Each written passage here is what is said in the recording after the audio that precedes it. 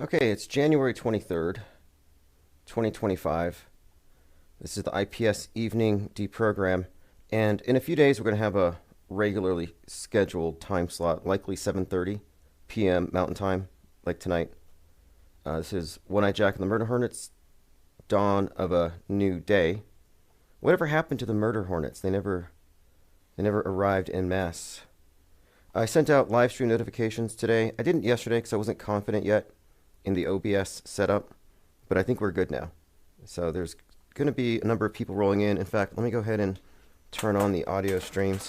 So if you listen at TuneIn, Radio King, Paranormal.radio, and there's radio.net, or any of these other sites, you can join us in chat by going to ips.monster.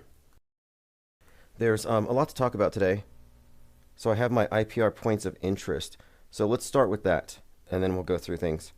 John McAfee has returned to X. Who cares? Did he fake his death? His girlfriend thinks so.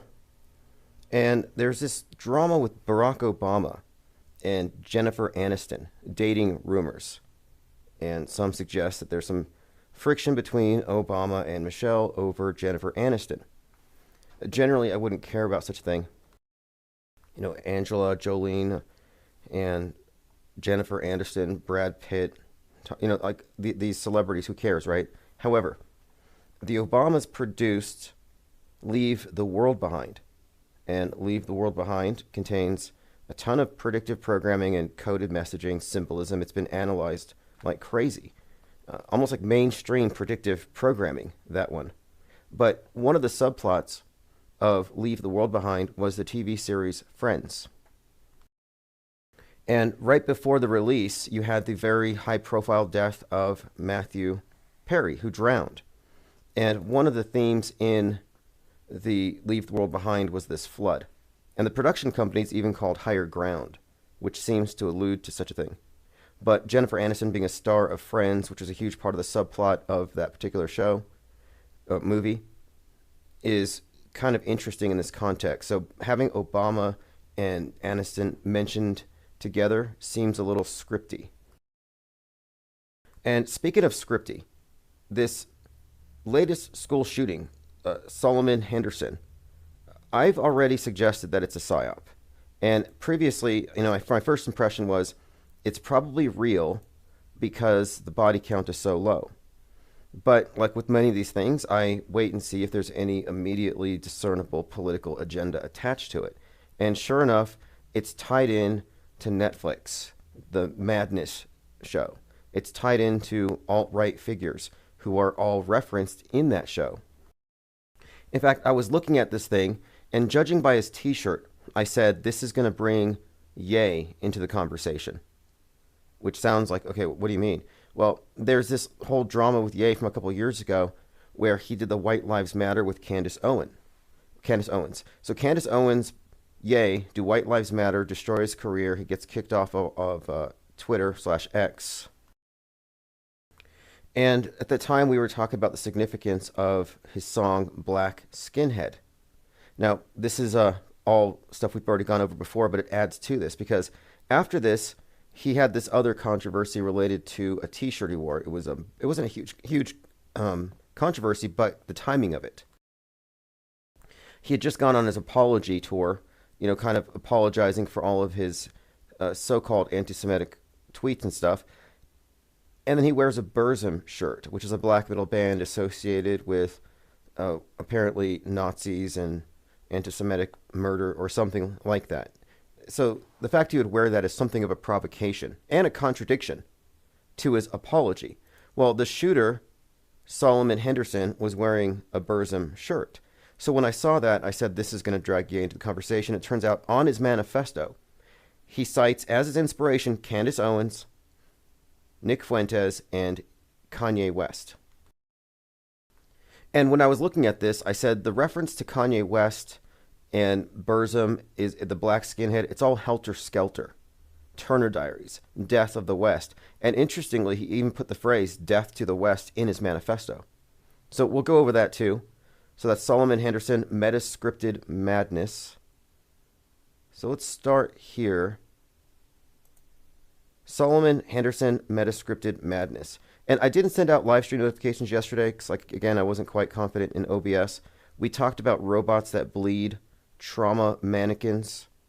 So if you want to catch up on that, just go to ips.monster, and the archives are posted there. If you're still on Patreon, it's all free now, but I'm still sending live notices, and I'll send you links to the latest archives.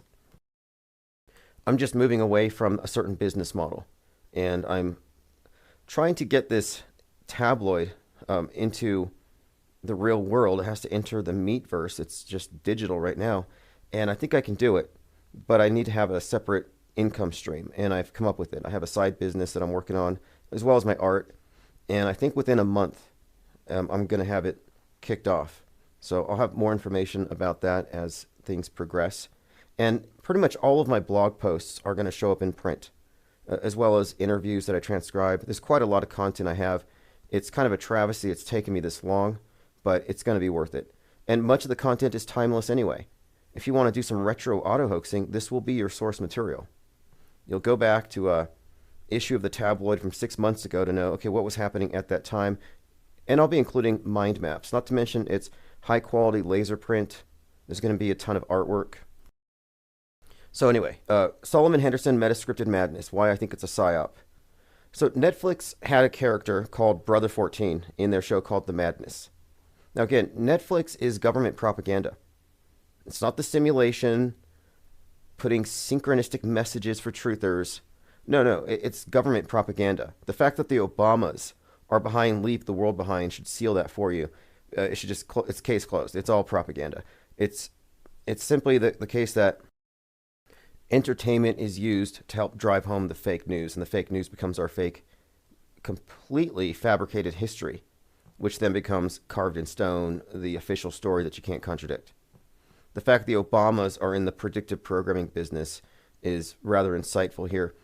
And so I'm talking about Netflix in this context because the number one show before Luigi shot the CEO was The Madness, which has a theme of the working class versus the elite, a billionaire CEO who steals an election and finances Nazis online. And he gets assassinated, and it's like a good thing. But The Madness was the number one show, so I watched it with the presumption that it would contain a ton of messaging for what's going to happen over the next 6 months or so. Well, their main character, Brother 14, is the leader of a group called The Forge. He corresponds to Nick Fuentes, leader of America First. But he looks like Stu Peters. And these characters are all in the same group. So it's like he's a mashup of Stu Peters and Nick Fuentes. But Fuentes was cited as the inspiration for Solomon Henderson's shooting in his manifesto. And as I often say, life doesn't follow Netflix. Fake events do. The Madness, the title, refers to violence caused by mind viruses, fueled by the billionaire who stole the election. It's all a reference to Elon Musk and what I've called here Disease X. When Twitter became X, I said Elon Musk is going to be the vector for the memes that are used to justify the suppression of free speech. Memes that cause people to turn violent, the rage virus, like in 28 Days Later. So here you have an example of this. He caught the rage virus online. 17-year-old Solomon Henderson opened fire at Antioch High School, live streaming it on Kick. So there's another aspect. Live streamed mass shootings have been used as a pretext for censorship since, Brenton Tarrant, and then you had the shooter at Buffalo, the supermarket shooter, the Tops. So live stream shootings have been used to censor stuff. So this is another example that going after Kick. The shooting left 2 dead and 2 injured, shaking the Nashville community. And whenever I look at one of these events, I assess it by what's the first thing? What's the very first thing that they show you? What images do they want you to associate with your emotional response to the tragedy? For example, the first pictures of George Floyd, he's sitting there next to a Corona poster. So you have Corona, Floyd, kind of interesting. In this case, you have the shooter wearing a mask and a Burzum shirt. So again, if you're not familiar with Burzum, it's a black metal band that has they have a history of let me bring this up. I don't know very much about it, but I just know that there's so here's, in fact, there's a picture of a shirt of Ye wearing a Burzum shirt. That's funny. But Burzum. Okay, so the main band member, the singer of this, and I don't think they ever performed live. He had some kind of neo-Nazi organization. So National Socialist Black Metal. So, you know, a lot of black metal music, which is a style of heavy metal, revolves around paganism, rejection of Christianity, Satanism, etc. But this one was a little more infused with Nazi stuff. I wouldn't say black metal is Nazi at all, really, but you know, some of them are, I suppose. But this one is definitively so. So this is interesting in itself. He's wearing a Burzum shirt. So now I find this. This was from last year. Ye hanging out with JPEG Mafia rapper, and he's wearing this shirt with Burzum on it. And it says here, West was wearing a Burzum shirt because one way to make your lackluster apology to the Jewish community feel even more hollow is having the face of an anti-Semitic murderer on your chest. Now, none of these photos are accidental. Everything's a prop. Now, interestingly, he mentions Ye in his manifesto, and I didn't know this when I said that Ye was going to be a part of the story. So let me scroll down to that. Candace Owens has influenced me above all. Each time she spoke, I was stunned by her insights and her own views. She helped push me further into the belief that violence over the Jewish question were the... anyway, it goes on about this stuff. We were taught extremism by video games, literature, cinema. Now, this whole manifesto sounds like ChatGPT, but he's basically saying that any kind of entertainment or media needs to be censored. We were taught violence and extremism by video games, music, literature, and cinema. Yes, following music taught me to kill. Kanye West and playing games like Manhunt, Cry Out in Fear have prepared me for murder. Now, this is all intriguing because I'm looking at this Ye connection, and coincidentally, I'm watching Amazon. I'm watching a show on Amazon, and there's a commercial for Bill Maher's new comedy show, which sounds very unfunny. But I'm listening to it, I'm like, wait a minute, that soundtrack is familiar. So on the soundtrack for the 30-minute commercial for Bill Maher's new show is Ye's song, Black Skinhead. So Black Skinhead figures into this whole story, as you'll see. But I also noted here, and I mainly posted this because JL may be listening, the Elvis director used to play Black Skinhead to hype up the actors before all the scenes. It says Kanye West had been inspired by Elvis Presley and wanted to match his greatness. Nowadays, his music inspires actors and actresses on the set of the movie based on Elvis. Just kind of a weird side note. Here's where he says in his manifesto, death to the West. So when I was talking about the significance of Ye, White Lives Matter, Candace Owens, and the destruction of his career, I was saying we were witnessing the fall of Kanye West, the death of the West, where it's all a theme, but the name tied into it. And it tied into the symbolism of his Dawn Day event where he burns the house and he comes out covered in, you know, he's burning, like, I guess, a naked burn gel, but he's doing the walking phoenix thing. Then he has the Dawn Day 2 event on 2/2/2022, and Elon Musk is there. He's hanging out with Elon Musk and Marilyn Manson, which got me talking about Charles Manson and Helter Skelter, Turner Diaries, the whole race war scenario, and this mixing of black and white. Candace Owens and Ye saying white lives matter. So you have two blacks advocating for whites. Then you have a black skinhead showing up on InfoWars with Nick Fuentes, you know, the black hood. None of this is coincidental. I'm just unpacking it all. Frank Murr had noted that it was reported to have happened at 11:09 a.m. This is reiterated several times. So kind of interesting here. I have a mind map that I'm working on that has a lot to do with the number 119 and 911, as these are significant to the wider psyops. For example, when we look at the scripts, the symbols, the codes, there's consistency here, as we'll get to. Here's a picture of Elon Musk doing the Sig Heil. Now, I want to know what the Nazis think about this.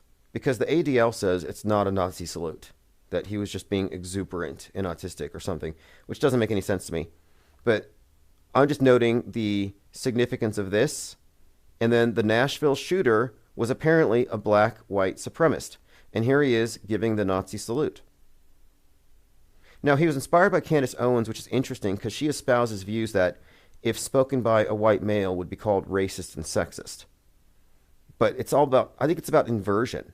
I really think there's something going on here. Like, this is inverted.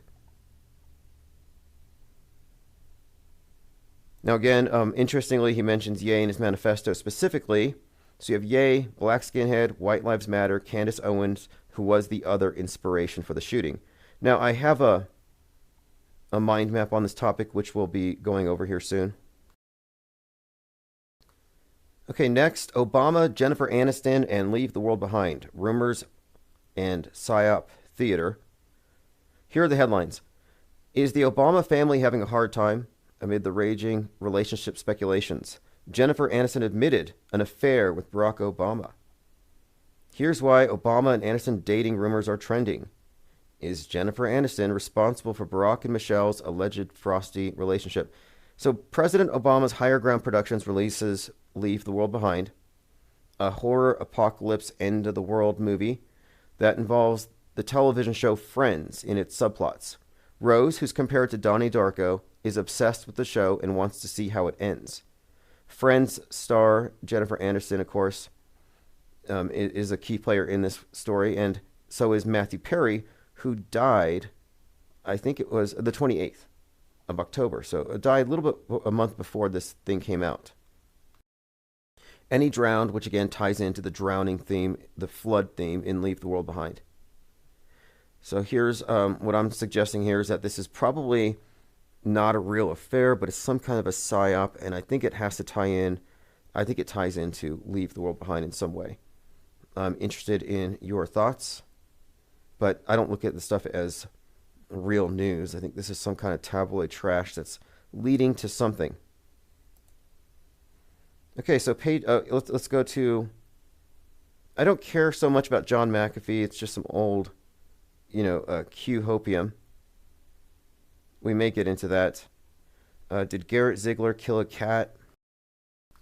If you want to, this story gets so weird. I've been following this. It turns out the person I'm suing and Marco Polo 501c3, they're being sued for $60 million for the same thing I'm suing them for by somebody else, an attorney named Kevin Morris who works for the Bidens. And it looks like Garrett Ziggler is accusing them of trying to intimidate him by putting a dead cat on his porch. And so Garrett Ziggler posts this article, Shadow Tactics, the Unseen War Against Truth. Now, just a little bit of background. Garrett Ziegler's uncle worked for Nixon. He's in the White House. He works for Trump, or he did. And he works with the person that I have been involved in litigation with. So they know each other. This person happens to be a huge QAnon influencer, and he's in the White House press corps. Well, they're being sued for hacking Hunter Biden's laptop. So I'm finding that I have a common enemy with Hunter Biden. And Biden's attorney is suing the guy I'm suing separately because of some defamatory stuff that he had published. But anyway, Garrett is alleging that they killed a cat and put it on his doorstep along with a note. He says the unsettling memory of finding a dead cat with the letter at his parents' home lingers in Ziegler's mind. A dead cat, a morbid warning with a note and a thinly veiled threat. The message was telling Garrett and those associated with Marco Polo that they were in the crosshairs of a powerful adversary, a twisted act of intimidation. So I'm looking at this and I don't believe it. So I'm asking, did Garrett Ziegler kill a cat? Did he report this to the Animal Humane Society? Was there a police report? If I don't see a police report, if I don't see any indication that they contacted any PETA or any of these groups who might look into this, then I'm going to have to allege that this is either fake or he killed the cat. Or he found a dead cat and put it in a box and then used it as a prop. But I'm just putting it out there. Garrett Ziegler likely killed a cat. Let me go through my comments. I haven't heard anything on the JFK files. Echo Charlie's asking about that. I'm interested in it. MLK, JFK. Somebody told me Emmett Till was a crisis actor who grew up and became MLK. Some say MLK was a crisis actor who then transformed into Don King. Interesting. Little trail there if you can follow it. Frank Murr, Let's Go, Diana South, Matt X, Flozik, Jean Francis, Dwayne Garrett, Gondola Wish says, can you make a coffee table book about auto-hoaxing?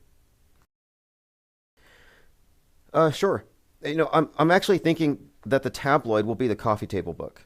The tabloid, the IPS Insider, INCITER, the Insider will be the coffee table book. I had this aunt who had stacks of tabloids, and I just loved because they're on the coffee table. They were hilarious. And I think that this could be that.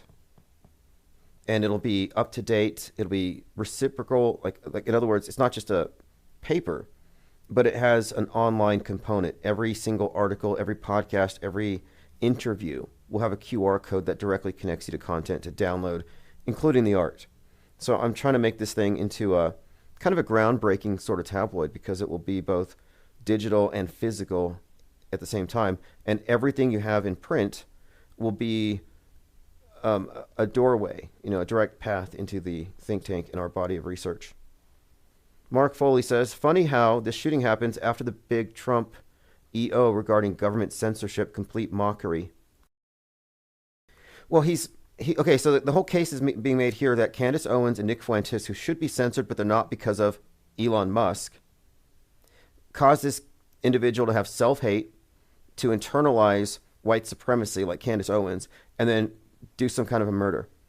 So they've created this story, and it's definitely in his manifesto. He said, I was radicalized by video games and comic books and the TV. Like, nobody would write that. No mass shooter is that insightful. That's a ChatGPT project. Some FBI agent made it. It's terrible. Joined by Lean Dion. Frank Murr says, sick mind games. Yep, it is. It's a strange game. Only winning move is not to play. Virgin said strange. Oh, no, it's a stretch thing. It's autistic stimming or something. What if the hand gesture had deep symbolic meaning, like with the Saturn occult connection you've been talking about? Yeah, there's too much here with Elon Musk, Pope Elon, the Roman salute, to dismiss that. These hand signs, these symbols, a lot of hand signs and symbols, like the ones we're not supposed to notice, have one meaning for the masses and a separate meaning for the initiates. So you could laugh it off. Like, okay, for example, when he was behind Trump and he was jumping up and down in Butler, that was interesting because here he is in Butler, Pennsylvania, 84 days after the shooting, after the head wound. And Musk is behind him, jumping up and down like with the touchdown sign. Well, this is the Masonic hailing sign of distress. That's the reference to the third degree where the Mason is hit on the head and then dies and symbolically is then resurrected. But it was a very pointed gesture. I think it had significance to Butler and to what we had witnessed and the overall meaning of that event. Like, I don't think these are accidental gestures, and the fact that we don't understand it is helpful to them. So it's not just some random thing. And it's funny how they're able to minimize it. It's gaslighting. It's literally gaslighting you. 1 minute, a Nazi salute. The next minute, it's perfectly harmless. I mean, that's not reality. What if he had done a middle finger? And it's just like, oh, I love you so much that I wanted to say, it doesn't, they would believe it. Like, they would buy it. They say, well, when Elon Musk gives us all the middle finger, it actually means he really loves us. It's nothing negative. Like, why does he get the benefit of the doubt? What if Nick Fuentes goes around saying, oh, I just love you all so much, hitting his chest and then throwing his arm out? My third eye says the hanged man used to be called the drowned man. See, I never heard of that, but that's interesting for a few reasons. The concept of the hanged man, the suspension, drowned man. I'll have to look into it. That card is of specific interest to us here because it's used in a lot of psyops with like a lot of the tarot are, but in the hanged man shows up prominently in 9/11, the falling man's position, and then a couple of years ago you had that 33-year-old who fell into the 9/11 reflecting pool, and he was in the hanged man pose before he fell. The guy who photographed the falling man, who looked like the hanged man, Richard Drew, also photographed RFK as he fell to his death. But the idea of falling, drowning, suspension, all very intriguing here. The first 22 tarot cards are separate from the rest of them. Like if you look at your playing cards, four suits, 4 seasons, and it refers to the basically these 4 symbols that you see in occult rituals. You know, the dagger, the staff, the pentagram, and the cup. But in the playing cards, you'd see these as the heart is the cup, the pentagram's the diamond, the spades are the sword, and then the clubs are the staves. But these refer to the 4 seasons. And if you look at the number of cards, 52 weeks in a year. There's also lunar symbolism, and you add up all the pips, it gets like 365. So the playing cards are tied into the sun. And the other cards, the first 22, like the Hanged Man, Death, the Fool, the Magician, these all correspond to the letters in the Hebrew alphabet. And they have deeper levels of esoteric meaning, but they've been combined with the main deck. But they have an interesting history, and I hadn't heard about the drowned man, but wouldn't surprise me. Let's see here. Diana South, didn't RFK dump a bear in Central Park? Yeah, he was the bear dumper. Somebody dropped a dead bear in the middle of Central Park years ago. There was a news story about it, and RFK admitted to it on a podcast he was recording with Roseanne Barr. He described how he found one. He had a bear tag. He thought he might want to eat it, but instead he thought it would be funny to put it on a bike path. Gondola Wish, was there not a Q connection with the Hanging Man and Ellen DeGeneres during 2020? Not sure about that. But we should look into some of these things, because there were a lot of weird psyops with people hanging from doorknobs and the Black Eye Club. I know you had the Washington, D.C. sniper and his son after 9/11. They were leaving the Death Tarot card at their shooting sites, which is kind of strange. Echo Charlie Solomon may as well say 33. Yeah, that's the name of the shooter. Henderson Solomon is also intriguing. Let's move on here.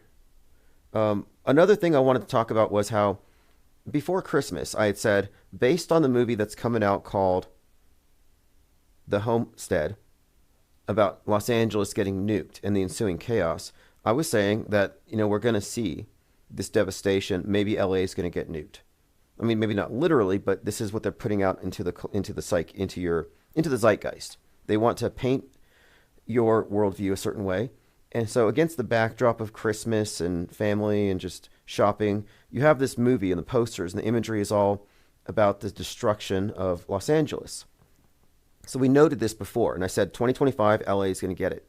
Well, here we are, beginning of the year, and the fires break out. And then I noted that Trump compared it to a nuke. Jay Leno compared it to a nuke. Like, that's interesting. And then Fallout 2, which was about to go into production, had to take a break because of the fires. Well, I've been seeing these headlines popping up again and again.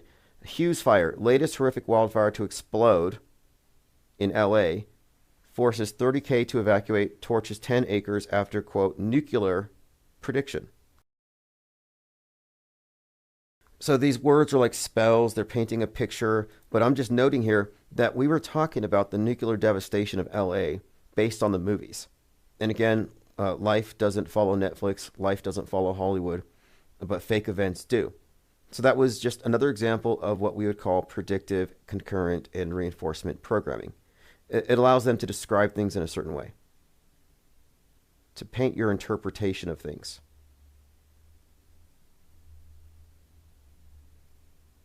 Gondola Wish says, now they're saying the same thing's going to happen in Phoenix. You mean another fire? Okay, moving on here. I'm just going through my notes. There's just a ton of stuff here. It's pretty rich. This is a psyop-rich environment. But we're talking about the shooter in Antioch. Let me play this clip. This is interesting, and this is something a lot of us have already concluded. This is Bill Cooper talking about how Revelation, the book of Revelation, specifically Revelation 13, may be used to manipulate us. And one of the reoccurring themes here with the Trump head wound is that it's meant to attach to Revelation. Last year, a big meme among the QAnon group, because I keep my ear on Q Street, I like to know what they're talking about. They said that JFK was Christ, and their explanation was Revelation 13 was about JFK, and that the elite changed the Bible to make him into a bad guy. But the guy who gets the head wound in Revelation is your savior. And their whole story was that they attempted to kill Jesus again, Jesus part 2, as JFK. It's bizarre, I know. But this group, this cult, went to Dealey Plaza expecting to see JFK roll up in a Ford Lincoln. I mean, this is not sane by any stretch, but I'm just pointing out that they were looking at Revelation 13 and Trump very closely, and JFK. And so this Trump head wound story is rooted in many ways in biblical lore and all this other stuff that they put into our heads. But here is Bill Cooper talking about the use of Revelation 13 to manipulate us. And nuts if you want to, but this is the truth. Either these men are following the book of Revelation, the book of Revelation as it is in the Bible. Mm-hmm. They're either following it just like a plan and bringing the prophecies in there to pass to manipulate and control those who believe in those prophecies. So he's talking about manipulating and controlling the people who believe in the prophecies. Now, how is this any different than telling people that the ocean levels are going to rise if we don't make these changes, if we don't recycle, etc.? So you give people the big story. This will happen in the future. They all believe it, and then you can manipulate them. Now you have them recycling. And when you're recycling at the bin, you are genuflecting before an altar to state idolatry. It's government worship. It really is. I mean, you think you're doing a good thing. You think you're saving Gaia, but ultimately, no. It's an act of submission. You're basically apologizing to their God construct for your bad decisions as a consumer. You're making a deal with God. It's like they're selling indulgences is what they're doing. And not only that, but recycling is pointless and a waste of money and time. Neutralize them, so to speak. In other words, if this is written in the Bible and God has ordained it, who am I to resist? It must come to pass, so I'm not going to try to stop it. Okay. What a perfect way to neutralize the opposition right off the bat. Or there really is a God, and what he said was going to come to pass is coming to pass. All right, so for the most part, prophecies are all fake. But what we have with the news, and this is like with PSYOPs in general, is they fulfill their own prophecies. But it's not a miracle. It looks like a miracle if you don't recognize how it's all just perception management and it's manipulation, big magic trick. Commenter here says, I think the last 5 years, this doesn't surprise me, it's all counterfeit. He says, right, they're trying to artificially fulfill the book. Book of Revelation says Bill Cooper is one of them. Well, Bill Cooper had Q clearance, and he claims that he saw UFOs coming out of the ocean. And that has been a theme of late. There have been many claims, in fact, some recent ones, that the extraterrestrials are under the water and that their craft move at impossible speeds. Now, I've looked into this, but when they're talking about these sightings of things underwater, what they're really talking about is something on a radar. So it's not like they've actually seen something. Doesn't mean it's there. But underwater, unidentified underwater objects is kind of a thing. Okay, let's continue here. I'm going through my notes at minds.com/Infinite Plane Society. So here's what I wanted to get into the other night. This is a tweet from Nick Hinton, a great Twitter account, by the way. Why did Trump reenact the ending of Fight Club? Is it because Project Mayhem is about to become a reality? Project Mayhem was also the name of a covert op in 2012 that caused Rogue AI to start its own information warfare campaign online, similar to QAnon. Now, I don't know about the second half of this tweet, but he's noting how the images that we saw of Donald Trump and Melania facing the fireworks was definitely reminiscent of the concluding scene of Fight Club. And Fight Club is an interesting one in itself because of the connections to 9/11. I mean, it's worth getting into here. There's a scene where the main character, and I think his name's actually Jack Sparrow, not Tyler Durden, but the main character in the book at least, but he's talking about wrapping, or rather covering, the columns of various buildings in explosive gelatin. As he's talking about this, you look behind him and there's the Twin Towers, the Century Plaza Twin Towers. So, these are different. The Century City Twin Towers are different from the Twin Towers, but the same architect. But he's talking about gelatin-wrapped columns with these other Twin Towers behind him. 9/11, 2001 was the scheduled date for an art group called Gelatin B to exhibit its show. Gelatin B had spent most of the year 2000 in the World Trade Center. They were working on some project, and the picture suggested that they had taken a window off and set up some platform to do some exterior shots of the World Trade Center, including something using a helicopter. So if you look at this, it looks like, if there's any explanation for who organized the demolition or how was it performed, who did the jumpers, who shot a lot of the footage that would be used on that day, it would have been under the cover of this art group and its projects. Well, this group was scheduled to perform on 9/11, and it never happened, obviously. Or did it? And interestingly enough, the group's called Gelatin B, which again, I think connects to the gelatin-wrapped columns referenced in Fight Club, as the Century City Towers are shown in the background. Again, that's just and then there's another scene, Synchro Morpheus pointed this out. There's a similar scene in Leave the World Behind. So here's the scene if you haven't seen it. This is you see the flashing as the buildings all start collapsing. And let me see if he has a picture of Leave the World Behind for me.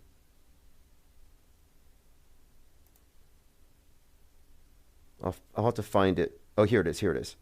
That's one of them. You had this pair, this boy and girl. In fact, one of the first things I noticed about this movie were their T-shirts. T-shirts are so revealing in these things. I mean, they're so ham-fisted. My only criticism of Leave the World Behind was it was too obvious. It's not Kubrick. But look here, Obey and NASA. So Leave the World Behind has a lot of different meanings. It's an anagram for Behold the End War Live, which is what Rose does when she's watching TV at the end of the movie in the bunker. Rose is correlated with Donnie Darko, which is also interesting because Donnie Darko is Trump. So there's just layers to this movie. I'm going to have to rewatch it, honestly, because 2 times isn't enough to pick up on everything. But the shirt that says Obey has the face of Andre the Giant. Now, this design was by the same artist, the same designer, who did the Obama Hope poster. So here you have kind of Obama in the background here. But Obey NASA and Leave the World Behind going into the bunkers. And the whole story of the blackout and everything is highly suggestive of lockdowns and fallout, and how our experience of the end of the world, or World War III, is going to be through the TV, which makes a lot of sense. I mean, that's how they're able to completely control our worldview. We are a captive audience. It's like Mystery Science Theater 3000. The captive audience forced to endure terrible science fiction until they go crazy. Okay, so here's the scene, I think, from... No, that's not it. Anyway, the Trumps were reenacting it. Probably not a coincidence.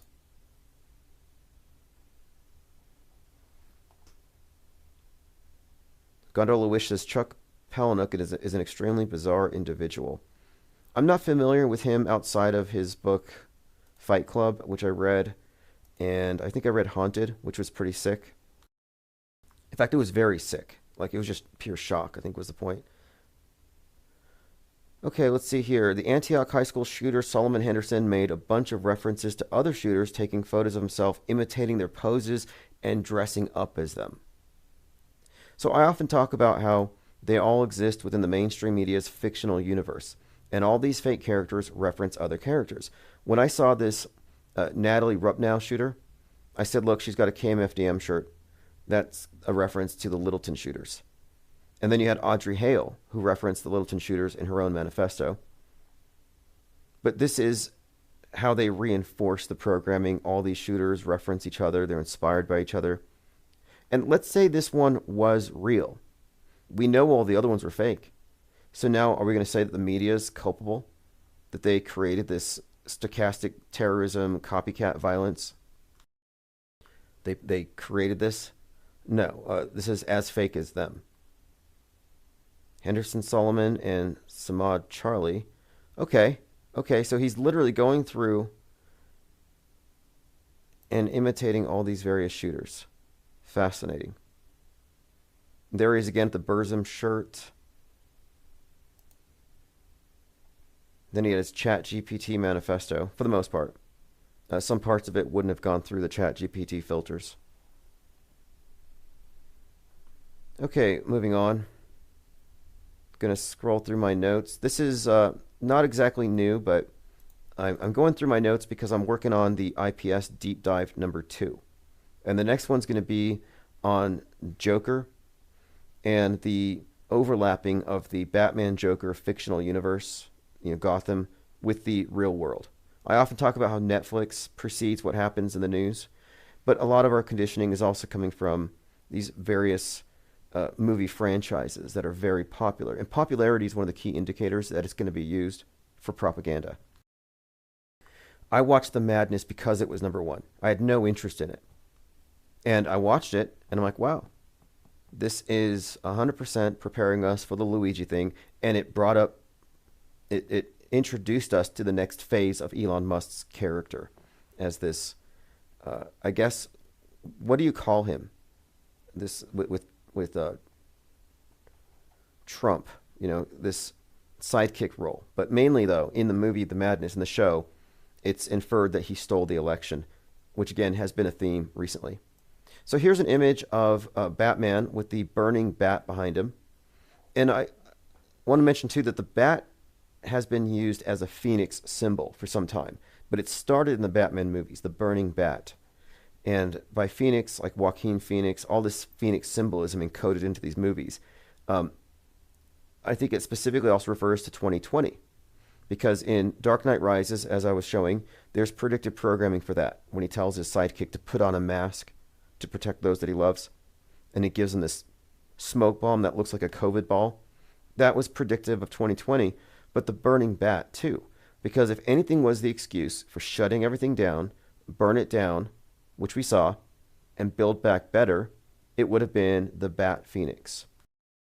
It was the bat. So, in other words, this was just highly predictive of this, the Phoenix cycle, where you destroy. It's the revolutionary thing. You destroy, you build on the ashes, and that's what we had witnessed in 2020. So on March 4th, oh, I forgot about that. On that day, March 4th, 2022, a piece of space junk hit the moon.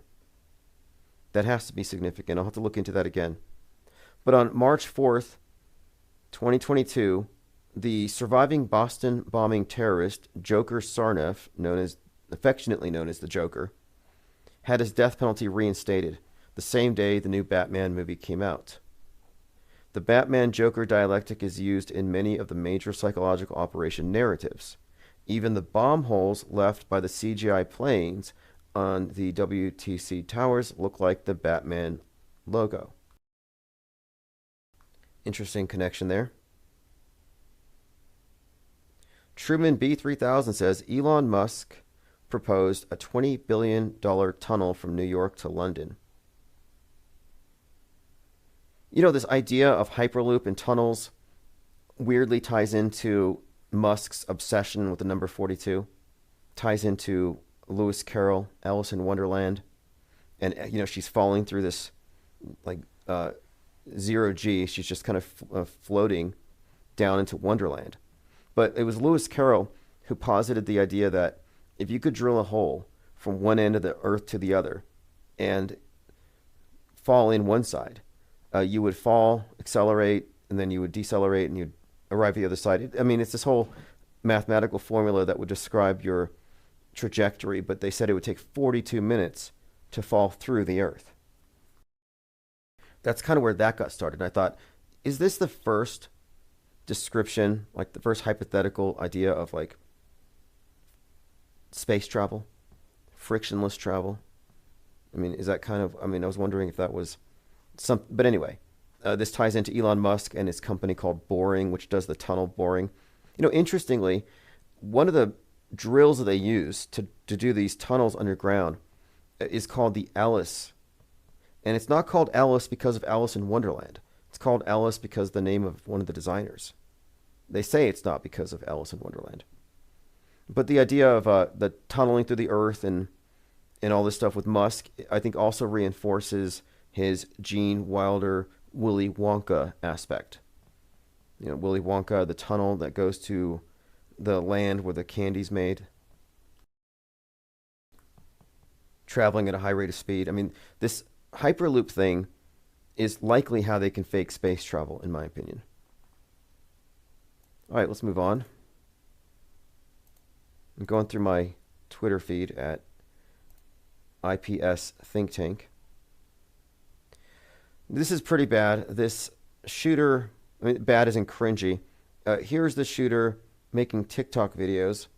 I guess this is some kind of a, I don't know if it's a challenge or maybe it's just a trendy dance. School shooters today are so pathetic.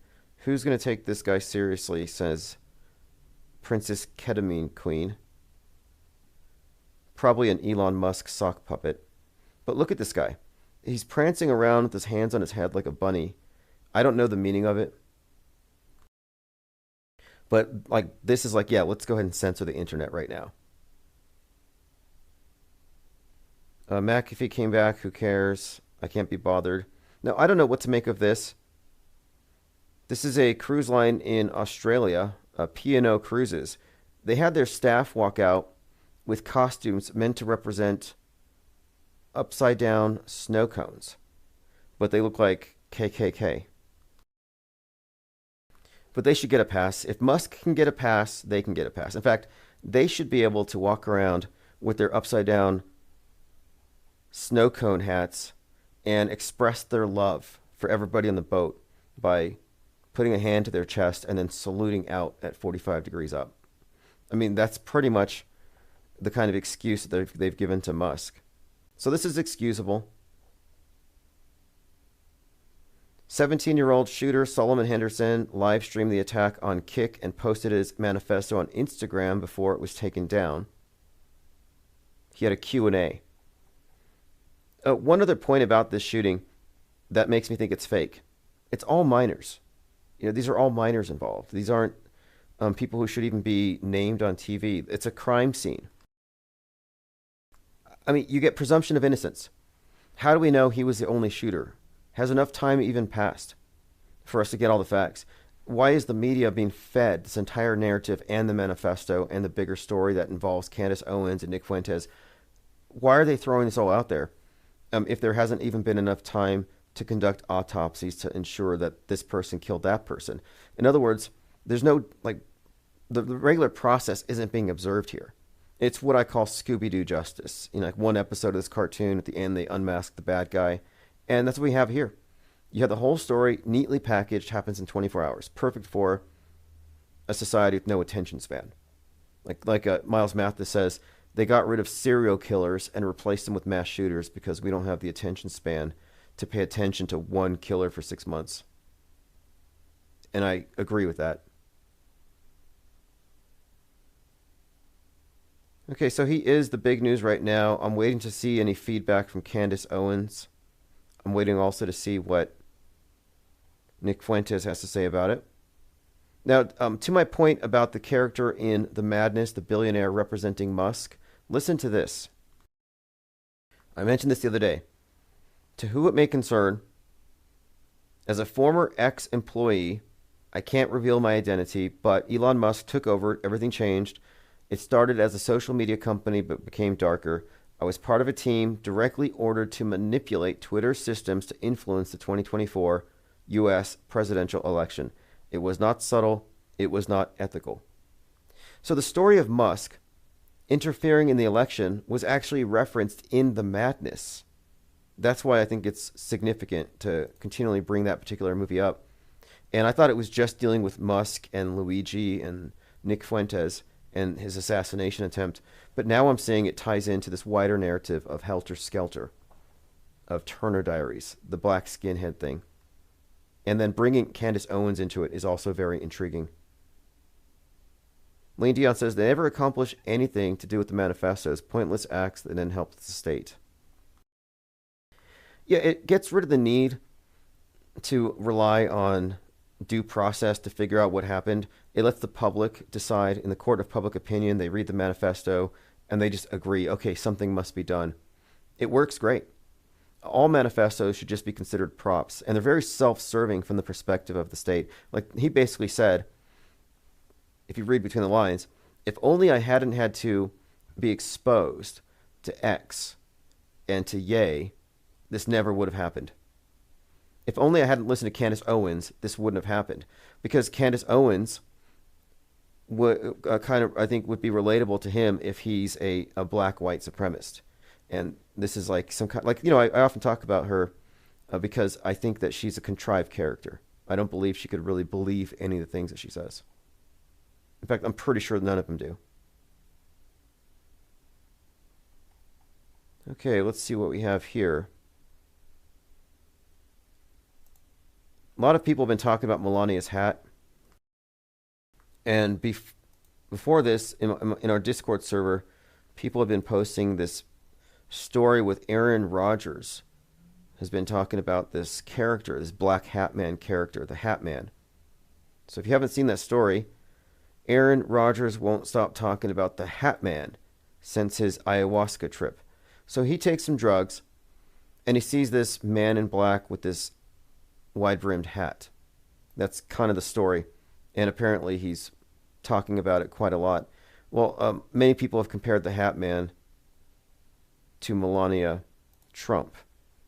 And here we go. Finding out Melania Trump is the Hat Man wasn't on my 2025 bingo card.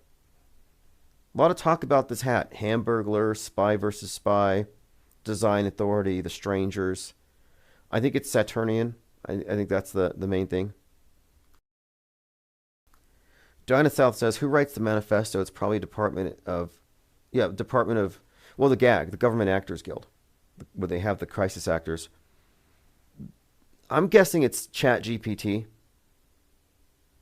I think that's what it is. It would make a lot more sense to me.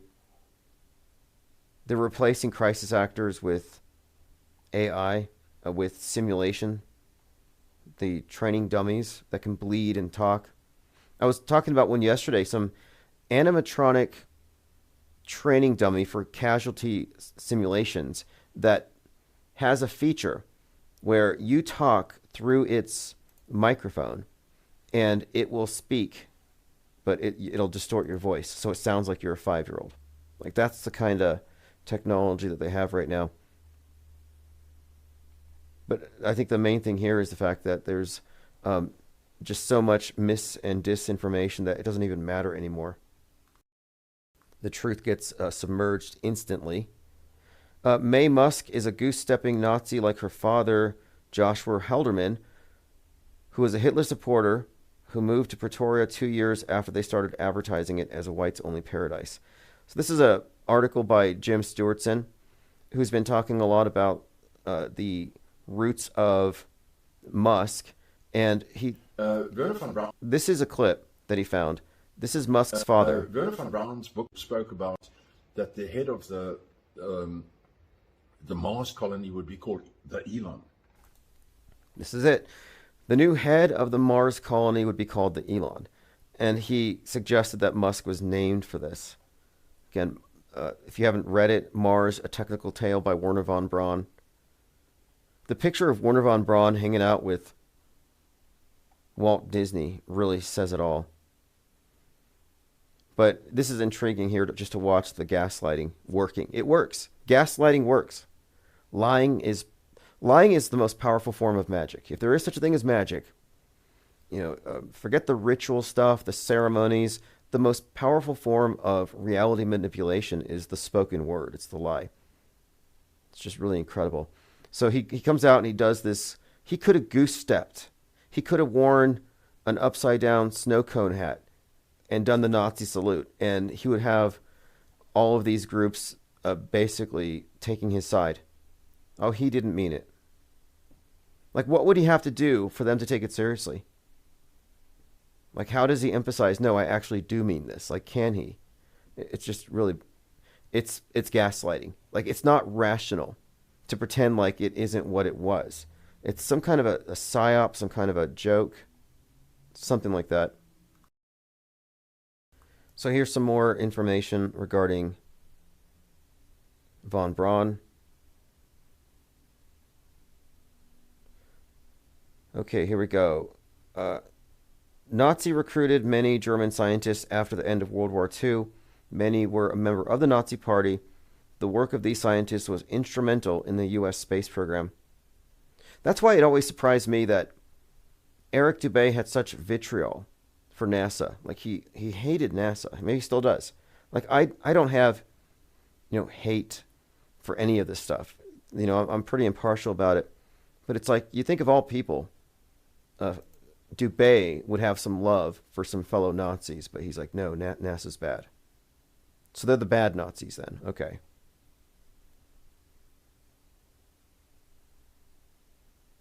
Okay, let's see. Let's continue. Lean Dion, BB came out in support of Elon. Oh, give me a break. Michael King posted this. New Dawn, Golden Age. No, I've seen this before, and I've seen people wave it away, but no, I noticed this a while ago, and I never really brought it up, but I think there's something to it. So the book that contains the rituals that, a lot of the rituals and ceremonies of the main religion of the elite is the Golden Dawn. This is the Thelemic group, an offshoot of the OTO, the Order of the Templar Orientis. And this Golden Dawn is about a new age. Like this idea of this new age being what happens with the death of the sun god, the patriarchy, the old Aeon, and the inauguration of this new god, this new entity, which is an amalgamation of Isis and Osiris. It's meant to be an androgen. They call it Horus, the child. And Horus is associated in this religious paradigm with Mars. So the age of Horus is what we're entering into, or the age of Mars. And that's why Musk is highly significant in this story, because it's not about taking us to Mars, some distant paradise in the sky. It's about making Earth Mars. And what is Mars? Mars is code. The idea of the age of Mars, age of Horus, it's a code for the new age, which is a revolution. It's a big change from what was before, but it's specifically the destruction of many of the traditions of the past and worldviews of the past, specifically the West, Christianity. These things are all being systematically torn down as they bring out the replacement. And the God in this new religion is described as an androgen child, a crowned, conquering child, they say. And it's all metaphorical. It's basically the child doesn't have a past. And when I first saw Greta speaking at the UN, I thought, okay, here's a child excoriating the adults. You made the world unsafe, just like the other child at the time. You had David Hogg. You made the world unsafe. So you have these children, and she was inspired by David Hogg to do that, she said. So you have these children representing the next age, and they're telling their parents, your ways condemn the world. Your ways made things dangerous. And that's kind of the message of this. It's this new religion that doesn't have any attachments to the past, and so they have to tear down the past, like iconoclasm. That's why Aleister Crowley is called a Satanist. It's not that he is, but he's more of an iconoclast and a blasphemer, and it's all about destroying old traditions and traditional moral values, etc.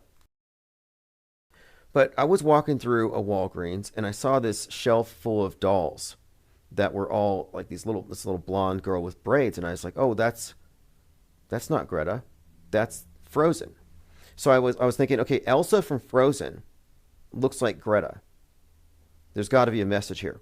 Well, then I saw this headline and it said, Disney's Frozen 2 has a message for the Greta generation. So the main character is excoriating her parents, saying, you destroyed the kingdom of Arendelle, I have to fix it. So it's the same basic story. Girl with the braids telling the parents they screwed it up, and the whole Frozen thing was programming children to accept the messages of Greta. And that's what I had mentioned when this thing had happened. And I described Greta as more or less fulfilling the role, as many of these activists do, of the new age telling the old age that they're done and that their ways are going to be replaced. So that's kind of what I thought with Greta. And then the crowned conquering child, I thought Corona, crowned, there might have been some significance there. But moving on. So the new age, the Golden Dawn, and then some have suggested that the Golden Dawn has a connection to Donald Trump. I think Donald means world ruler. But the Golden Dawn, the Saturnian age, the gold hair, the gold towers, the temple to Apollo in his penthouse. You can find all the gold stuff with Trump. And if you look at him as a world stage character, this all does actually make sense. So then, moreover, this religion, this paradigm itself is about transitioning us into the age of Mars and the age of Horus, which gets deep into Musk's character when you look at the Kabbalistic symbolism. There's a reason why he went to a store called Abracadabra. You know, when he bought that costume, the red suit of armor with the upside down cross and the ram's head. Well, he went to the store called Abracadabra, buys this thing, and he goes to this Halloween party. Well, that's not insignificant. The occult date of Halloween is one. But two, the word of the new age, the word of the new aeon, according to Alistair Crowley and this group, is abracadabra. So I'm like, okay, that's weird. And so I look into it. Look at the fourth tarot card. It's the Emperor. And he's in a red suit of armor, and he has a symbol of the ram, which is exactly what Musk had. Well, that's because the ram is associated with Mars. Red with Mars. The Emperor associated to Mars. Emperor is the fourth card, fourth planet. And if you look at the, Aries, of course, is the ram. So when you get into the symbolism and the colors, like, for example, Mars is associated with iron and then red. Like Venus, copper, green. So Mars, red, iron. You have Westworld. Westeros. So in Game of Thrones, you have Westeros, the kingdom. And they're fighting this Game of Thrones for the Iron Throne. So Westeros Iron Throne is won by the House of Stark. So interestingly enough, on Mars, they have found a feature that looks like the emblem of the House of Stark. So I'm like, that's an Iron Throne reference. And then Iron Man is Tony Stark. And Elon Musk is Iron Man. Elon Musk is Tony Stark. Robert Downey Jr., who played Iron Man, said his inspiration for Tony Stark was Elon Musk. So it's pretty layered. Then he has his starship, and they found the Starship Enterprise, and the logo from Star Trek, rather, on Mars. So when you look at the tie-ins, we live in a Disney universe, Planet Netflix, but all of these characters have deep ties in narrative, archetypes, and the occult symbolism of their different roles. Let me go through your comments here. Virgin says, yes, the Hat Man comes to people in sleep paralysis dreams when they're on drugs, including high doses of Benadryl. He makes contracts and deals to get what is owed him. Fascinating. I haven't heard that. But in Dark City, you have the Hat Man types who rearrange the world when everybody's sleeping. And Megalopolis has references to Dark City. Their design authority, who are the ones who fake all the news, who freeze time, they control everything, they look like the Hat Man as well. They look like the Strangers. And it's all about Saturn, because Saturn represents control of time. God of death, the cycles of death, rebirth, the agrarian cycle, the Grim Reaper at the end of the year, the harvest, rather. Lean says, Elon's parents are effing weird. Gondola Wish Mars is old news for the breakaway civilization post-World War II. Gondola Wish Age of Apollo bloodline. Now, there's some interesting connection with Trump and Revelation 9/11, Abaddon, King of the Abyss, the King, and the Abyss thing. This all ties in. This stuff goes pretty deep, but it just shows you how there's an occult side to it. But the name of the angel over the bottomless pit is Abaddon, or, as we've been saying here, Abaddon, which is referenced in One-Eye Jack's new song. And at the time that Trump was going to jail, they started referring to him as a mafia don. They really hyped up that side of him. But that's in Hebrew. It's also it's Apollyon in Greek. And some have connected this, of course, Apollyon to Napoleon, which is all interesting because it means the destroyer or the exterminator or the terminator, which is another tie-in. But anyway, the 9/11 Revelation, Revelation 9/11, Revelation 13, as William Cooper said, these are all bits of lore and story and myth that they build into these characters. And a lot of it's modern. That's why I'm mentioning Musk and how he's connected to everyone from Gene Wilder to Tony Stark to Pope Constantine, Henry Ford. These are composites. These are Frankenstein characters. They're mashups. Lean Dion says, taking consciousness to Mars, Elon. Okay, now, I think Elon Musk's wife, Grimes, are they still together, Musk and Grimes? Grimes had said that she'd be interested in sending her mind to Mars, like uploaded into some kind of a hard drive.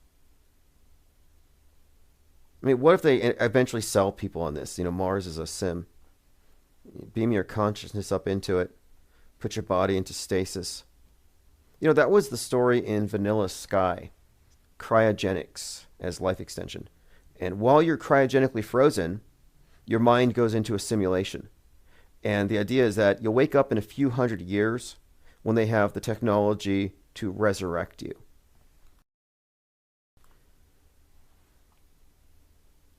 Salty says, Elon got so pissed off at my meme at his costume being made out of the red shoes, or what the red shoes are made out of. He kicked me off Twitter account.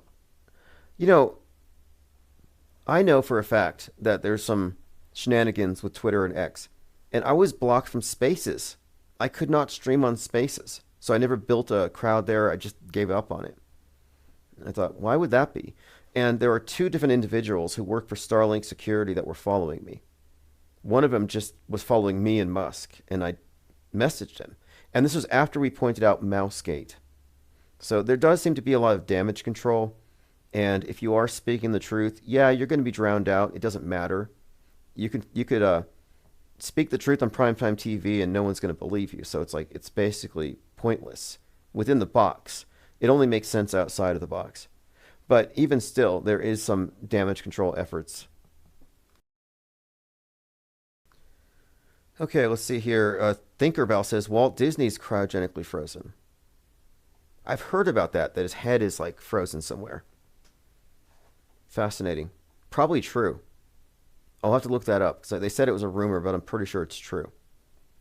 Vanilla Sky is a movie worth breaking down. That's one of the first movies where I started to realize that there's a subtext here that isn't meant for the regular viewers. I'm like, okay, so he's 33 years old, he dies, 3-day ceremony, he resurrects. The woman who causes him to come back is named Sophia. So you have this Gnostic Christ Magdalene connection, this death resurrection ceremony. Everything in the movie, the soundtrack, the lyrics, the graffiti, everything tied into this story. It's just extremely layered. Brilliantly done. And I think there's other layers to it as well. I happen to think, and I'll have to put this into maybe its own breakdown, but I happen to think that Eyes Wide Shut and Vanilla Sky are connected. I mean, different directors. Eyes Wide Shut, Stanley Kubrick's last film, starring Tom Cruise, and then the movie Vanilla Sky, it's Cameron Crowe directed it, but there's this connection. It's starring Tom Cruise. There's this connection between the two. Originally, Vanilla Sky is called Open Your Eyes. So Eyes Wide Shut, Open Your Eyes. It has a a connection, which is the same character merging between the two, if you look at it as a subtextual story. And one of the breakdowns of Eyes Wide Shut by Chartword, who I trust, I mean, his analysis is brilliant. He's found all kinds of 9/11 stuff in all of Kubrick's work, specifically The Shining. But, and that's a Chartword. I'll have to put a note here. But he suggested that Eyes Wide Shut was actually about JFK Jr. faking his death and going undercover, which is interesting in itself. And in that context, you could look at Vanilla Sky as his reemergence, and it's built into the subtext, and it's pretty obvious if you know what you're looking for, if you catch the main story. But speaking of The Shining, I'm watching this show right now. It's directed by or produced by Courtney Cox from Friends. It's called Shining Vale, and I'm watching it because it's a Kubrick inspired. I think there's a Kubrick reference. It's about a writer going crazy. They have a bar at the house. She talks to ghosts. So I'm watching it just to see if there's anything meaningful in it. I mean, not every single movie necessarily has to contain copious government propaganda for what's to come, even though they reiterate it just by their frame of reference. But I don't know. I have to check. Thinkerbell says, Kubrick 9/11 Shining. Well, yeah, okay, many people note that Kubrick has Apollo 11 references all over The Shining. That's been talked about ad nauseum, documentaries about it, Room 237. So Apollo 11. But there's even more in support of 9/11 that is overlooked by these researchers, which I think is unusual. And the sequel to it, called Dr. Sleep, has a psychic child or baby who predicts 9/11. It's just like it's built into it. But the story has the movie has a few scenes that you could interpret in this way. In fact, if you want to see where I'm coming from with this, I'll have to go ahead and do a special breakdown on it. Let me go through all of Chartword's stuff in an IPS deep dive. I've been trying to think what to do for number 3. I'm working on number 2, but I'd rather just bring it all out at once, because the main premise of it is this: that the major transformative events that change the course of history are faked. They're just movies that are processed as real because they're broadcast through all the news. That's the main premise here. And they hire directors, they recruit directors who are the best at their job to be propaganda vectors. And the scale of the fakery is difficult to fathom if you've never heard this before. The idea that they could fake a school shooting is shocking to some people. But get past the shock value. How simple is it? I mean, you're really just talking about a run-of-the-mill drill, but you just have it done more theatrically. But this is a weapon of Psywar. It's their main tool. Creating contemporary myths, steering the news cycles, steering public perception. We have an invisible government for all intents and purposes, and this transcends government. I almost look at government as a subset of monolithic mind control, almost a distraction. But in this big picture, Kubrick figures prominently in a number of major events that transformed the world. And this would tie in things like even the Manhattan Project, not specifically Kubrick, but any kind of construct they introduce onto the world stage through the TV that becomes a facet of our everyday life, these hyperstitions. These things are inserted through these movies into our worldview, into our belief systems.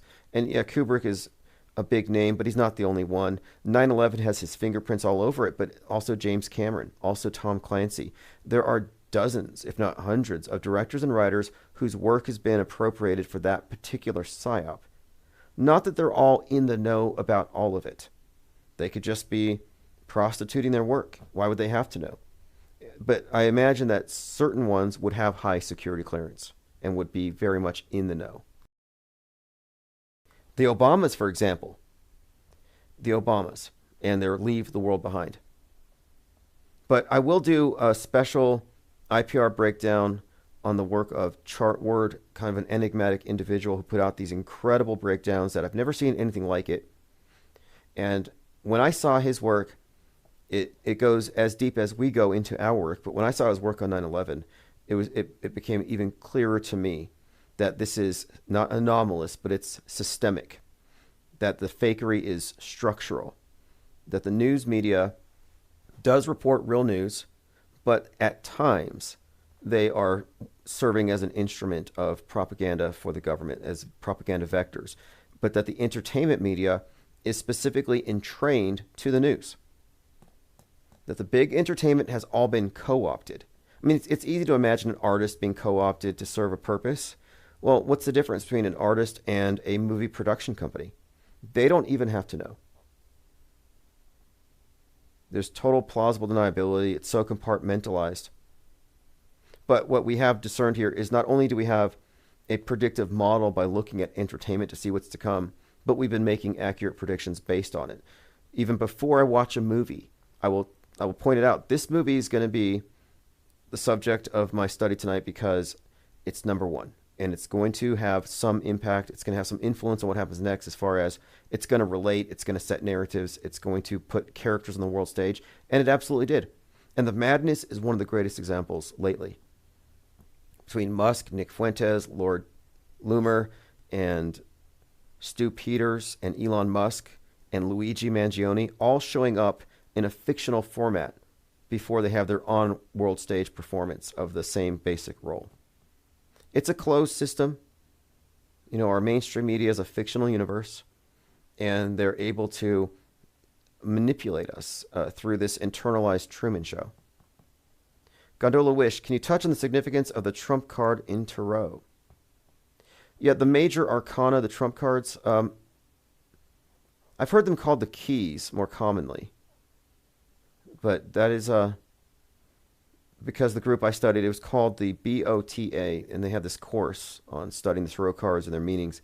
And they referred to the first 22 cards as keys because they said, or they taught, that these symbols and these characters and these scenarios have a sort of a universal meaning, that you're looking at the evolution of a soul through the course of these 22 cards. The Fool, birth to the universe, and that by internalizing these images, you would therefore open up, like keys, open up doors to communicating with the subconscious, doors to the latent intuition. Fascinating concept, but yeah, I don't know why they were called Trump specifically, but yeah, there are so many tarot cards that have Trump on them. And Trump has often been depicted in tarot cards. What was it, the Economist cover? I think it'd be worth our time to go through all of the majors, one by one. I think it would be worth our time. There's just so much information in these things. And these things are also used almost like an encyclopedia. They contain all these symbols, including the other ones, the solar stuff, where if you memorized them, you would have a lot of the keys to understand. Because the idea with this is esoteric. You have the surface level interpretation, but then if you've been given the insider information, then you could see the same thing everyone else does, but extrapolate more information. You would have the esoteric side. And there's an esoteric side to media. Thinkerbell says, here I am thinking I can avoid the mainstream predictive programming by watching old movies, and dang it, Kubrick is in on it too. Yeah, I would argue that mainstream media was never independent. Media was never not controlled. And they've just consolidated over time. It looks like it's fragmented. Everybody's a broadcaster. Everybody can publish. It looks like it's a free-for-all, but it's still a monopoly. There's a worldview monopoly that has been unbroken from the beginning.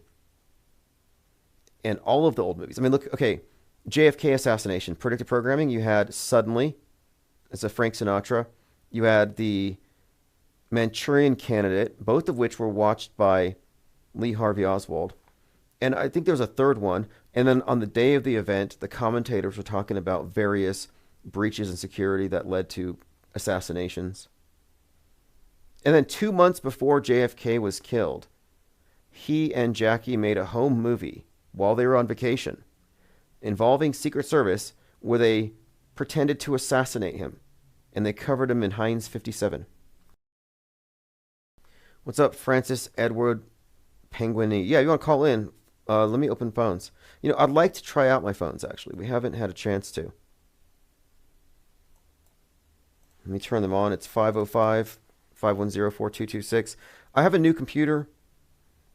I had to replace it. I've had a few bumps in the road in the last couple of weeks, but no big deal. While the computer was down, I worked on that music video. So if you haven't seen Dawn of a New Day, I'll make sure to get you a link to it. I'll post it below. Okay, phones will be open here now if you want to call in, 505-510-4226. And I have a plan to get the tabloid out next month. And those of you who have been emailing me who want to contribute, obviously I'll be hitting you up with that, and we'll work it out.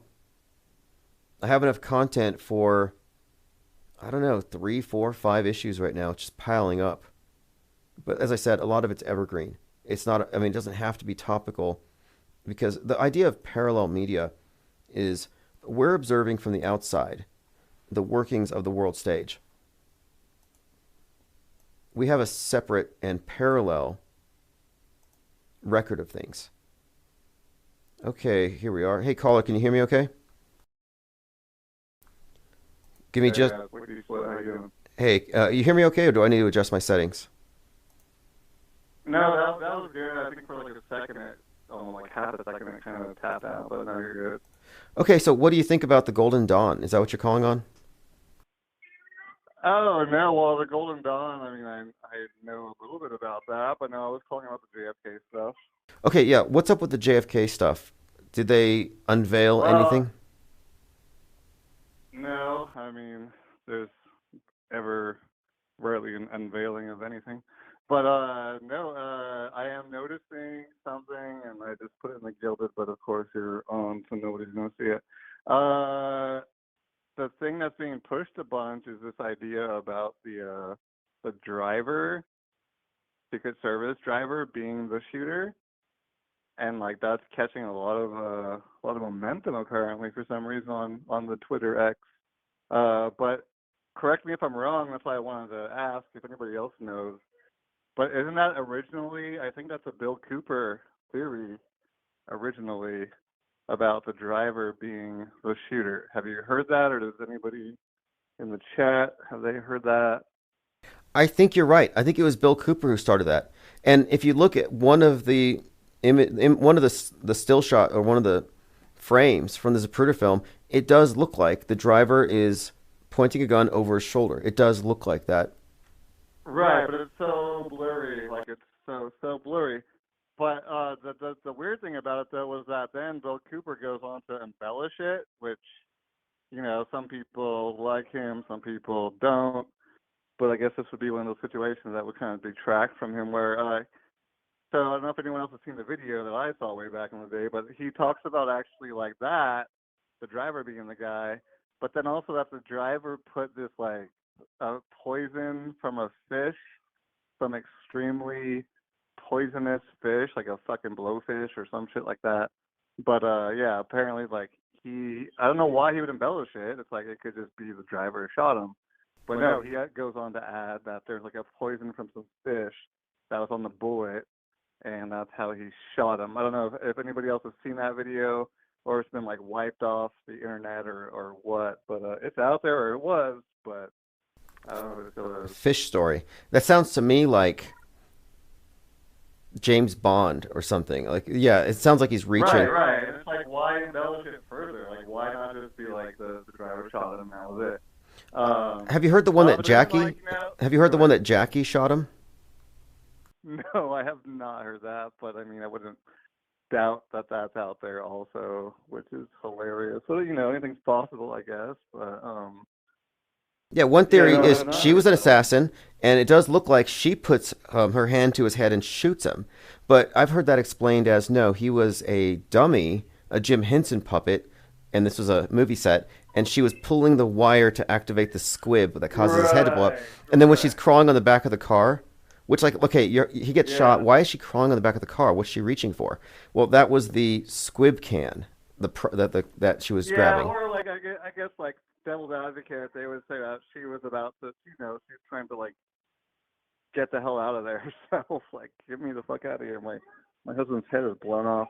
But so this is also interesting to get into, I guess, because then you have people like human vibration, and I don't know. I worded it as like taking the easy way out and just being like, well, JFK never existed in the first place, and like none of it existed, and blah blah blah. Which, it's Okay, I can explain that. Like, not anything's possible. I mean, that's all subjective. Right? But I know where they get that from. Here's where they get that from. They're looking at the news with being high on mushrooms. But go ahead. Yeah. Go ahead. Well, they're looking at the news through the lens of this is depicting reality, and it's obviously fake. Therefore, reality's fake. They go too far. Instead of recognizing that there's the objective reality and then there's the fictions they impose onto it. And so I think when they lean into simulation theory, they're throwing the baby out with the bathwater. They're going too far. Yeah. And that's just that's what I mean by like it's taking the easy way out. Like you don't want to analyze or think about anything at all. You just want to be like, it's just all fake. Like, yeah. Which I kind of get that sometimes. Even with I like to push. I'm hard on the Civil War research right now with Lincoln and stuff, and you could easily just push that one off too and be like, Civil War's totally fake and Lincoln was fake. It's like, well, okay, maybe, but not totally. Like, it's lazy. It's lazy to think that we can have a conclusive answer. Like at the end of the night, it's all just fake. No, I'm sorry. Where I'm at, we don't have all the answers. We have known unknowns. We have what we know, and a bunch of crap we no longer believe. But I'm under no impression that we're going to be able to end the night with, we have conclusions here. No, we don't. And some people aren't happy not having all the answers. It's like, no, I don't know all the answers. I don't have a complete model. If you think you do, you're deluded, whether you're a ball earther, a flat earther, or a simulation earther. And it's better to, to acknowledge that, to be like, I don't have enough information to determine something at this time. And also the fact, I always point out is that sometimes that could be your answer is that, if this is like too much of my energy to take to determine this, then I should just leave it alone. Like, I don't need to always have an answer. I don't need to just say it's all fake. Like, there are some things that you're never going to find an answer to, perhaps, and then it's better to just leave them alone and be like, you know what, I don't have the answer to this, and I was going to leave it alone instead. But, that might be a situation like that. Yeah, good. It's a valid point. It's a valid point. We have to be nuanced here. You can't be a low information believer, and you shouldn't be a low information non-believer. If you're going to say it's fake, you have to have damn good reason. You have to be able to contradict every photo of JFK, every interaction with him, and you can't do that. So it's a nuance here. I think we have to be informed non-believers or informed believers. I don't think that there needs to be this just rejection of reality itself. That's nihilistic. Yeah, absolutely. I agree. Agnosticism sometimes is the progressive way to go. Not progressive in the bad sense that we all know what I mean. It's appropriate in some senses. But that was mostly it. Like Bill Cooper pushed that poison fish idea for a reason, and it just like throws more muddies the water. So I guess you could say. Yes. He had so much good info, but then he would do shit like that, or like alien spaceships coming out of the water, or all this stuff. It's like, why? It was a different era. He hated Alex Jones. It was a different era, though. He hated Alex Jones. He called him out before Jones was big. Exactly, and that gives him so much credibility. But then just things like this, like fish poison or a bullet. It's like, damn, man, like you had credibility and you lost it, and you had it, and there's so much. But anyway, okay. Sounds like your children's going crazy. Okay, all right, thanks for the call. Have a great night. Yeah, take it easy. Yep. All right. I think his child was trying to get in on the call. Lean Dion says, Jackie kept the blood-stained dress on after saying people need to see what they did to Jack. That photo of them all gathered, a lot of smiles. Yeah, that was grotesque. So she's there with the bloody dress, and they're all hanging out, and they're swearing in LBJ. Like, where was her shock? Where is the trauma? This is why I think it's notable that, and this just came out, as far as like what came out of the JFK files, the most relevant thing to have been released came out 3 months ago. It was in Vanity Fair. and they haven't even released it all yet. It's the story why JFK staged his own assassination. Did we all see this one? It's from Vanity Fair. Now, we only have still shots. We have screen grabs. Vanity Fair, why JFK staged his own murder in a James Bond-inspired spy film 2 months before his assassination. Okay, I mentioned James Bond because I know it would have been an influence at the time.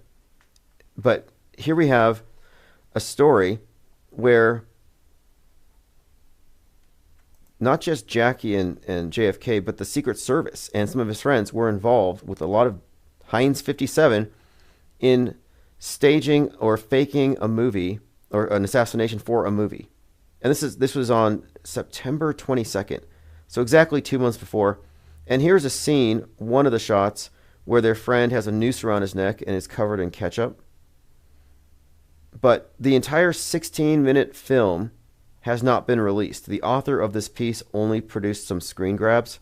I'm hoping they release it in its entirety. He remarked on the similarity, the eerie similarity, the coincidental similarity between some of the shots and some of what we saw in the Zapruder film. Says here, this is the strangest thing. Yeah, 2 months later, he would be assassinated.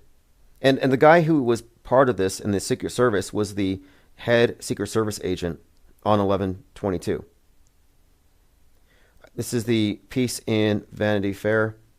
I learned of the movie from Paul Landis, the Secret Service agent who released a memoir, The Final Witness. In a recent investigation for Vanity Fair, I uncovered footage from the film and confirmed it did in fact take place, and that one of the agents had to appear in the movie, and the director was Jackie. They did this at Hammersmith Farms, and this again was 2 months before. And I didn't know this about her, but Jackie was enamored with experimental film and wanted to direct movies. While JFK was in office, they had this retreat they would go to, and that's where this all happened. But what it says here is she made an unusual request. She wanted to make a movie, a spy movie, and wanted the agents to participate. And this involved, as you see these pictures here, it says here, for one scene, the director, Jackie, had members of the Secret Service pretend like they heard gunshots.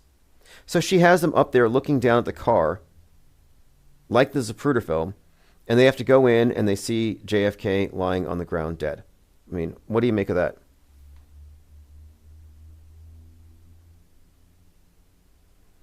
All right, phones are still open for the next 15 minutes or so, 505-510-4226. We've been talking about Solomon Henderson, Metascripted Madness, Obama, Jennifer Aniston, and Leave the World Behind. Then we have the story John McAfee's X account has been hacked, but he says it's not hacked. Why is McAfee relevant here? I think he's relevant because people believe that he gave computers to all the bad guys and he's hacked all their computers and he has all the goods, all the information. There was no dead man switch. Infinite Plane Radio. Hey, what's up, caller? Can you hear me okay? We'll give it a few seconds. Again, just give it a few seconds. I appreciate your patience. Hey, what? Hey, what's up? Yes, loud and clear. Can you hear me? Hello? Yes, I can hear you now. Okay. Sorry, one last thing. Look who's flipping at. My kids are nice and busy now. I'm getting through it all. One last thing, which, you know, it is what it is. So, back to the Secret Service and JFK real quick.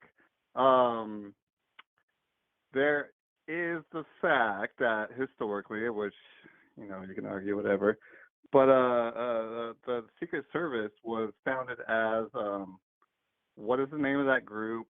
Oh my God, in the West, back in the old West, there was a group, starts with like a P or an L.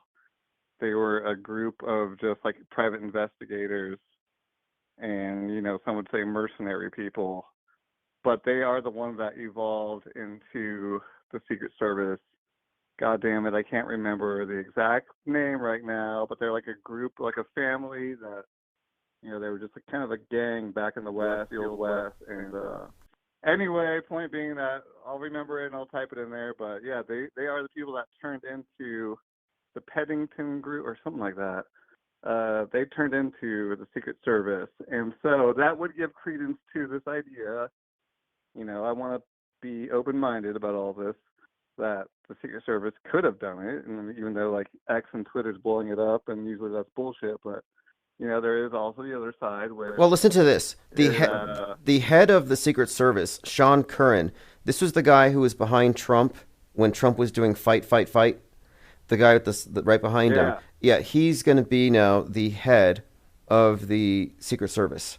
And that's interesting because all of these individuals who were a part of 713 in the Secret Service would have been or were part of the hoax.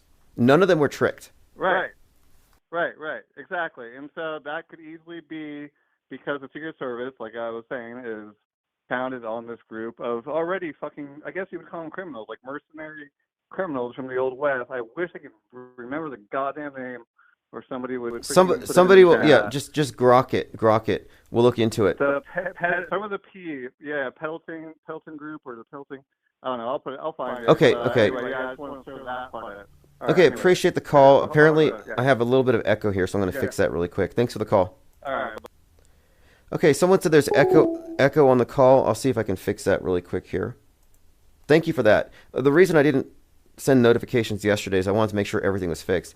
And yeah, let's look into the Secret Service because the Secret Service would have been a part of all of these psyops, ground zero. Like there's no way Trump faked it and he tricked everybody in the stadium. I mean, you have to get real about this. If you're recognizing it's fake, you have to consider what's the extent of the fakery? How many people are involved? How extensive is it? How complicit is the media? Well, 100%.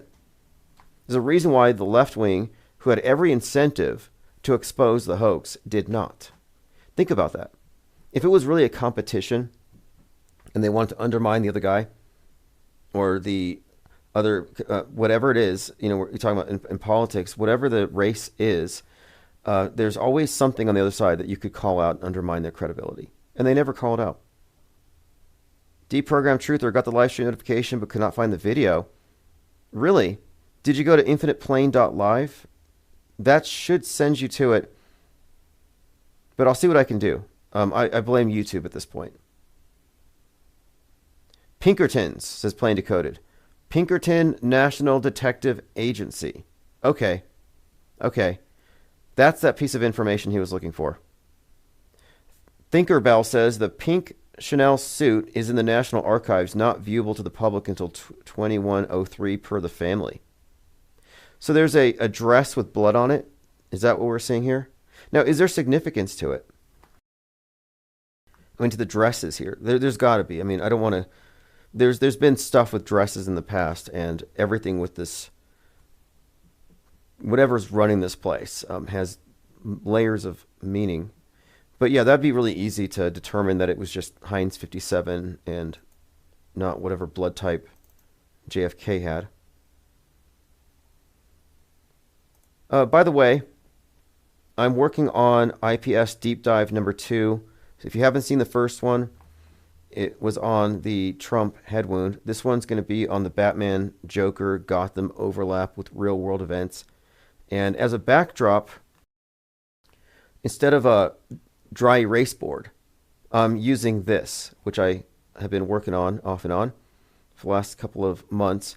And it's a mind map of all the significant symbols, names, and events that connect the last 3 years of PSYOPs, even further back actually, but specifically with Trump, with the Joker and Batman characters. I have to go through here and just finalize the detail, but just something to look forward to. Subscribe to my main channel because I will be working on this art live, as I'll be trying to get more information out of this gestalt once I have it all up there. Deprogrammed Truth says, whenever you are live, it's always on the top of my feed when I log on to YouTube, not today. We'll have to do something about that. I'm really leaning into perhaps reinstating the 24-hour live stream. For many of you, you knew I did this. We had this going for a long time, but from like 2018 to 2023, almost nonstop, we had a 24/7 stream going on. We still do on audio, but that was kind of a staple of this. We wanted to have that, and then I kind of branched into Discord, and it was no longer necessary. Like, why do we need a 24/7 chat room when we have Discord? Well, now that I'm not using Discord anymore, I'm going to have to bring back the 24/7 think tank, the chat room. The chats are all integrated now, and I think it would be useful. I get a lot of good information that way. So I'm probably going to try to reinstate that in the next couple of weeks. I have the content. We have a lot of content. I could just do all phone calls if I wanted to, just back to back, and keep the content new and interesting, and of course bring more people into the discussion. Tinkerbell says, no one who was around for the assassination will be around in 2103 to check for the hinds unless cryogenically frozen. Yeah, the idea that Trump was going to release anything, like when in 2016, he's like, I'm going to release the JFK files and the 9/11 files, and the truthers are like, okay, you got my vote. When has any politician ever told you anything? They don't. They pander all the time. Some politicians have gone so far as to pass bills banning chemtrails. I mean, they'll pander, but yeah, the infinite stream. And I did it strategically because YouTube was taking down all of my channels. And that's because we had a channel enemy who was flagging them. So what I started doing was, instead of uploading isolated videos, I would have this non-stop stream. I'd stop it once a week. So you have a 168-hour-long video, too big to process. YouTube could not process them, so they would just sit there in limbo forever, and they couldn't censor it. So that's how we kept this thing going for the longest time, but I think it might be a good idea to bring it back. Another reason why I like the live think tank as opposed to Discord is that live, it's more, I think it's more transparent. In these private servers, it can instantly become an echo chamber where somebody with an agenda can control the things. There's ways of influencing. I find the Discord servers to all be honeypots anyway.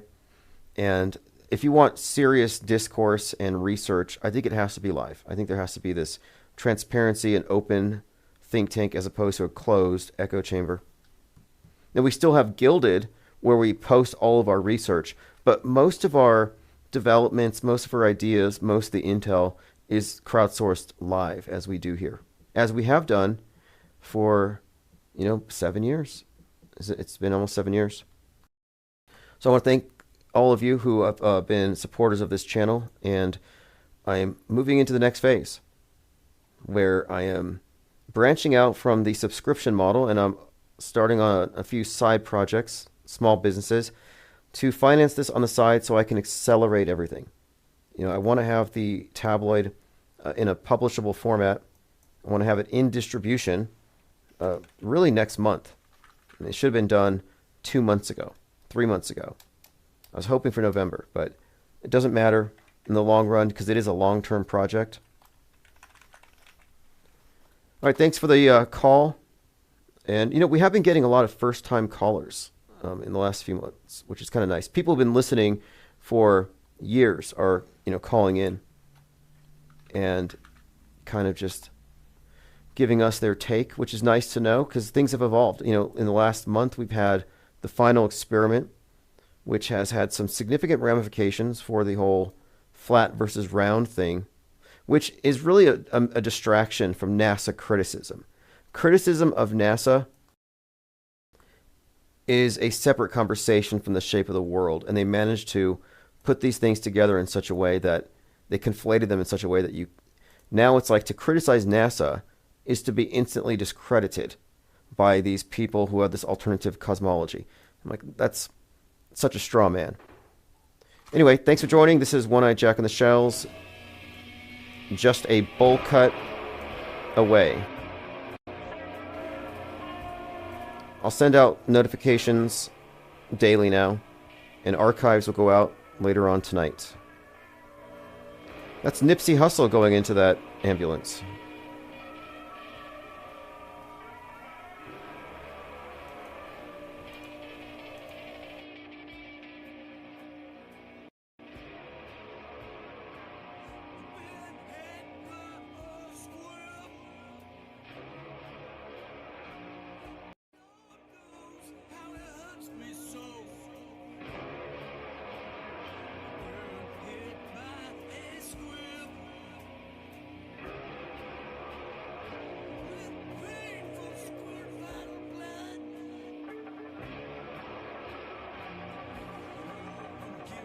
strong. I roll my cry stick on. Oh, shut up, fake blood. I got Ronnie Parker on the run.